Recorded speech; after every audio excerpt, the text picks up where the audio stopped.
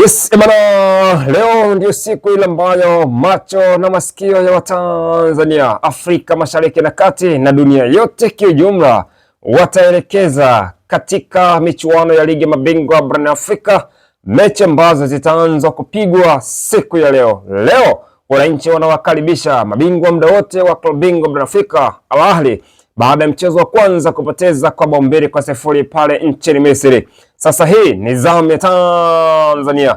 Wananchi leo bwana wanakwenda kucheza dhidi ya mabingwa wa Afrika. Mabingwa hawa ambao wamekuwa na timu bora sana katika michuano ya ligi mabingwa barani Afrika, Al Ahly. Tunafahamu mchezo wa kwanza Young Africans walipoteza kwa mabao 2-0 pale nchini Misri. Je, leo ni siku ya kurejesha kisasi? Je, leo ni siku ya kulipiza kisasi? Na tunajua kisasi ni haki.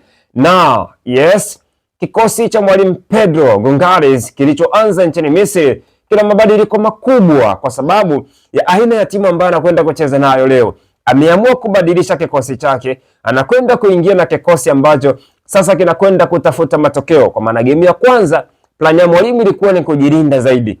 Leo anahitaji kupata kikosi ambacho kitakwenda kushambulia zaidi ili kiweze kupata matokeo. Kumbuka hizi ni alama 3 muhimu, na kama Young Africans wakifanikiwa kuzipata hizi alama 3 muhimu, ni dhahiri kali kwamba wanakwenda kucheza hatua ya robo finali ya ligi ya mabingwa barani Afrika. Ili kusudi wafikie hayo, ni lazima waanze na ushindi kwenye mchezo wa leo. Twende tukatazame kikosi cha Pedro Gonçalves ambacho hii leo kitakuwa kimebeba matumaini ya wananchi wote nchini Tanzania na duniani kote, Afrika Mashariki na Kati, watakaokuwa wakisubiria kwa hamu, kwa maana huu ni mchezo ambao ni wanasubiriwa kwa hamu mno. Katika ile milingoti mitatu kama kawaida, mwalimu amechagua kuondoka na Djigui Diarra. Huyu ni goalkeeper nambari 1 Afrika Mashariki na Kati. Huyu ni goalkeeper ambaye ameifikisha Mali katika hatua ya 16 bora ya michuano ya AFCON last season hii. Kwa hiyo Diarra kama kawaida anakwenda kusimama kwenye milingoti mitatu. Flanks za pembeni, fullback, kushoto kulia, upande wa kulia Israel Patrick Mwenda, huku akisaidiwa na Yao Kwasi Atola. Binafsi naona priority nzuri zaidi kwa sababu ya match fitness. Yao Kwasi Atola hajawafiti, ni Israel Patrick Mwenda ambaye anakwenda kuzima katika nafasi hiyo. Upande wa kushoto Mohamed Zimbwe Junior, bora kuanza kwenye nafasi hiyo kuliko Shadrack Boka, kwa maana kwamba Mohamed Zimbwe Junior amekuwa na reti nzuri sana kutengeneza mashambulizi ambayo yana faida zaidi, kwa maana kwamba yeye ni mzuri kwenye kumalizia, lakini ni mzuri kwenye kujilinda. Yeye pia alikuwa kwenye mashindano ya AFCON, experience ni kubwa kuliko kwa Shadrack Boka.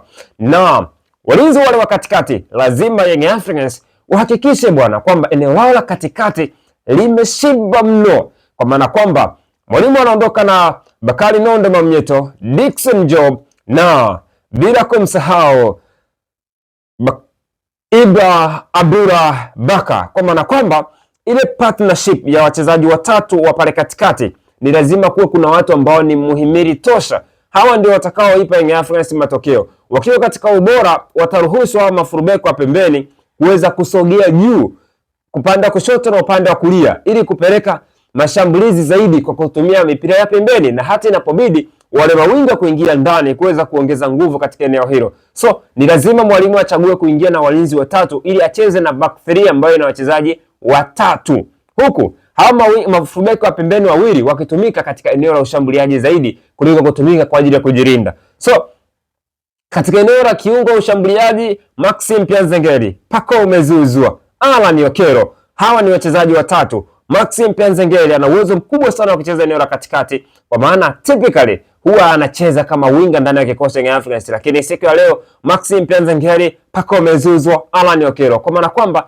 Pacome acheze katikati ya uwanja, Alan Okero acheze katikati, Maxime Pianzengeri acheze chini yao, ili kusudi kutengeneza balance katika eneo la kutengeneza mashambulizi zaidi, kuwavuruga wale viungo wa Al Ahly akina Aliou Dieng ambao watakuwa na ubora wao kama kawaida. So unahitaji wachezaji ambao ni wabunifu katika eneo la katikati. Tunajua Alan Okero uwezo wake, Pacome Zouzoua uwezo wake, Maxime Pianzengeri. Hawa wanakuja kuungana sasa na hawa mafurubeko wa pembeni, Mohamed Hussein Zimbwe Junior, Israel Patrick Mwenda, wanatengeneza ile 3-5-2, kwa maana kwamba mfumo ambao utawabeba Yanga ni 3-5-2, mfumo wa mabeki watatu, viungo watano, washambuliaji wawili, ili kusudi timu inapokwenda kushambulia inakuwa ina idadi ya wachezaji 6 mpaka 7 katika eneo la mwisho, na inapokuja kujilinda inakuwa ina idadi ya wachezaji 5 mpaka 6, kwa maana kwamba akina Pacome, Maxi Nzengeri wakishuka chini, mafurubeko wakishuka, tayari timu ishapata balance nzuri katika eneo la kujilinda. Katika safu ya ushambuliaji sasa